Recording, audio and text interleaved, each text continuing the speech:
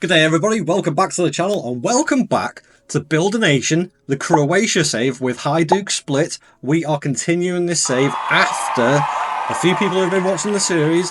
I did suggest that if you want me to carry on to see if I can get Croatia into the top 5 leagues of Europe, then I will do that. Now let me do this for a little bit of clarification as well. When I say top 5, I am actually talking about the coefficiency points, because actually trying to get the competition reputation may take probably another 10 or so seasons, because it's not just dependent on Hajduk's success in Europe, but it's also dependent on Dinamo, Osijek, Slaven Belepo, all the other teams that are in the league, so it's all dependent on them. But I'll go through a little bit of an explanation on here.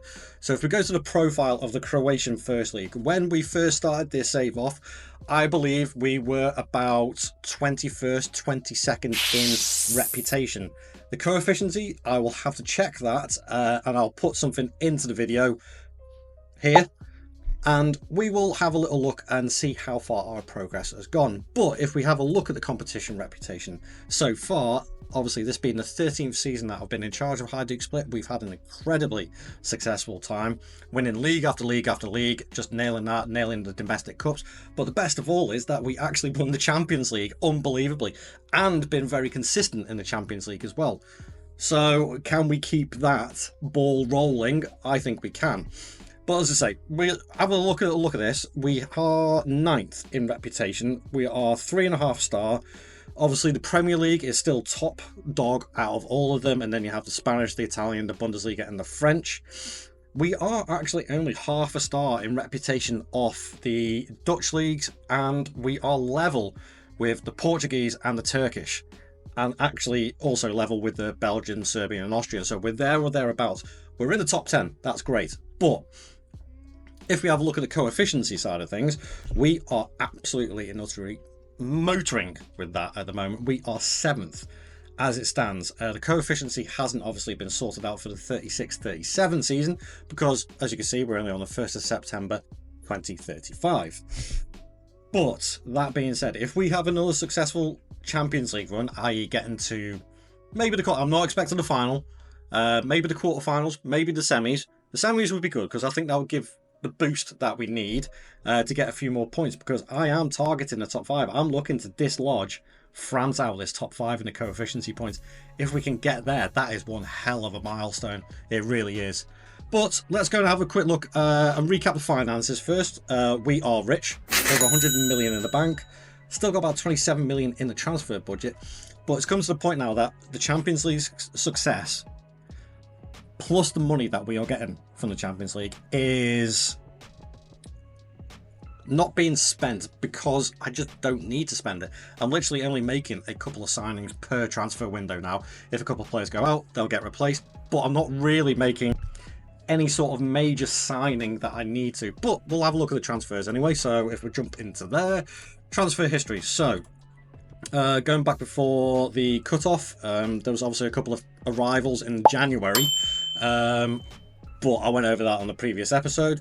So literally just 4 players came in. One came in from a free transfer that I'd already arranged. Simone Skota is going to be, I would say, actually a fairly decent backup, a little bit of a younger backup for Giovanni Adamo, who is playing in that central attacking midfield role and is absolutely brilliant.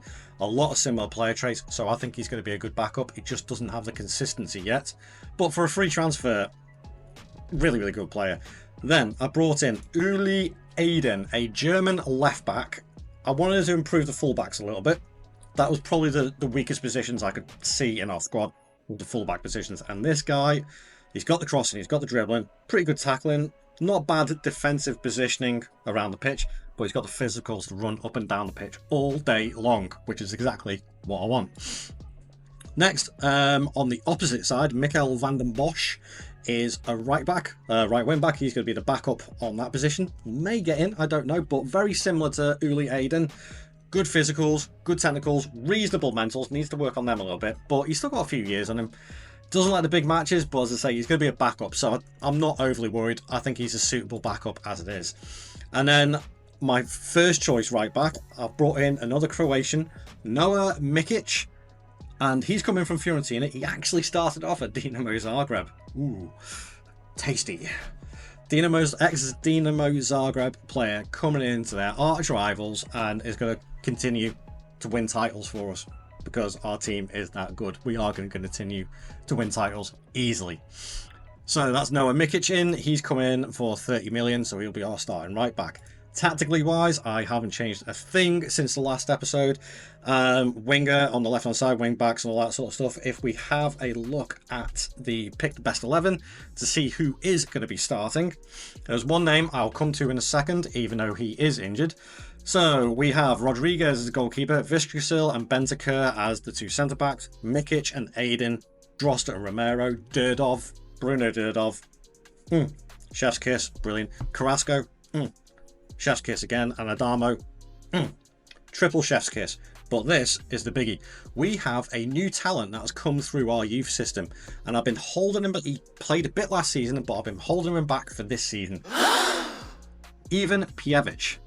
What a striker this guy is. 19 years old with finishing of 16, first touch of 17, heading of 17, and technique of 18.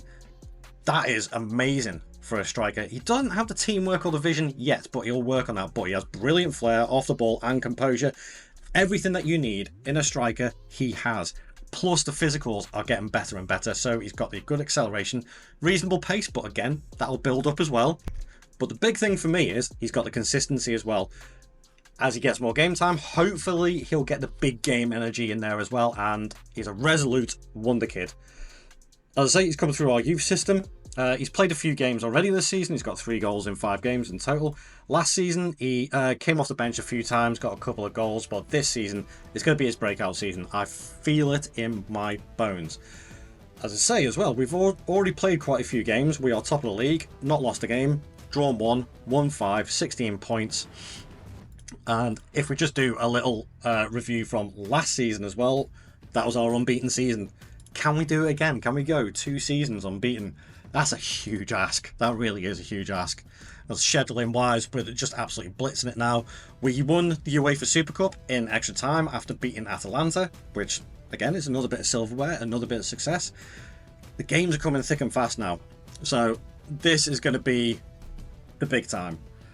Can we get our coefficiency points up high enough off this season to get Croatia into that top 5 of the coefficiency? And then from there, let's have a look at the reputation of the actual league to see if we can push even further up into the top 6, so to speak.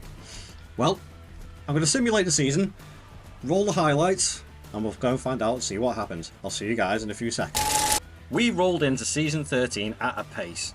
After getting a stadium expansion boost, we flew through the league before Christmas, not even losing a game. After Christmas, that form continued. A 4-1 versus Osijek, a 5-1 versus Varazdin, and a 4-1 versus Zibenek helped secure another league title, but sadly it wasn't an unbeaten season thanks to 2 late season losses. In the Croatian Cup, it's as you were again. Clearing the early rounds with ease led to a Rudesh in the semi-finals, winning 3-0, and it was on to Istra in the final. The first leg was a bore draw, but we dominated the second leg 5-2 to win another Croatian Cup. We, of course, are defending European champions, and our defence actually got off to a nifty start. Recording only 3 wins in 8 games and finishing 17th wasn't exactly the defence I was expecting. In the knockouts, it was Lille, who were comfortably beat 9-4 on aggregate. Then in the round of 16 it was Porto, and again it was easy with a 7-3 aggregate win. But in the quarterfinals it was back off to Portugal and Benfica, where we almost threw it away losing 4-0 in the first leg, but we made an absolutely epic comeback winning the second leg 5-0. Sadly the semi-finals is where our journey ends though, losing to Liverpool on penalties at home to miss out on the Champions League final. Well, how about that then, guys? Damn! Oh, that was so close. That was so close to being another Champions League final. We were almost there for another Champions League final, only to be knocked out on penalties. Honestly, I don't understand. I know it's a small country. I know it's a small league. but I can't quite believe I've managed to get the team that good to be challenging for Champions Leagues now. Unfortunately, obviously we didn't have an unbeaten season in the league, more's the pity, but we do have more cups in the cabinet. Obviously, I alluded to it before the highlights reel started, that the UEFA Super Cup was won. We've also won the Croatian Cup, and obviously another league title.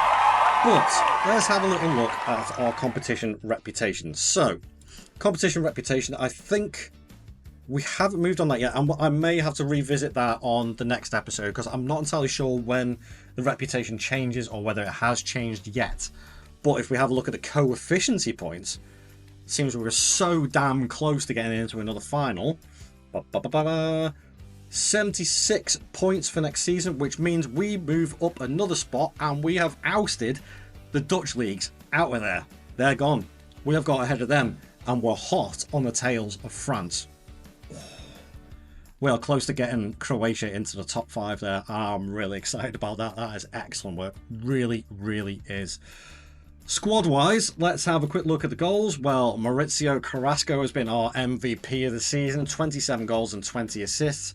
How much longer am I going to be able to keep hold of him? I do not know, because he has been with us now for, 7 seasons, and has been basically our star player for that entire time. But he is attracting attention, no doubt. If I have a look at the transfer news, oh, what a surprise, Saudi. That's not a surprise. 24 goals from Durdov, 22 from Pjevic on his breakout season, 22 and 35. That's brilliant. Let's have a look at his progress as well. Oh, you can't see too many up arrows.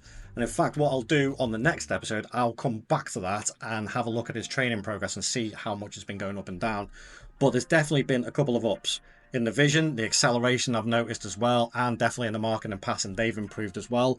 Still only 19, his 20th birthday isn't until the end of July, so coming into the new season, he's still only 20 years old, and he's just getting better and better. He won't be on the loan market anymore. He is probably going to be our first choice striker for next season. Who else have we got? Adamo, another brilliant season, 17 and 7, 14 and 12 in 21 starts, 32 off the bench from Richard Turi, brilliant. Besnik Fagerberg, 9 goals in 12 starts. That's not bad as a backup striker, but obviously Pjevic has been starting. Overall, really, really happy with this season again. I think it has been a really, really successful season yet again. On to the next one. Guys, don't forget to leave a like on the video, leave a comment down below, and subscribe to the channel if you're enjoying this. Have a look at the playlist, start the series from scratch, because this progress has been absolutely phenomenal. And I look forward to seeing you in the next episode. Thank you very much for watching. I'll see you later. Ta-ra.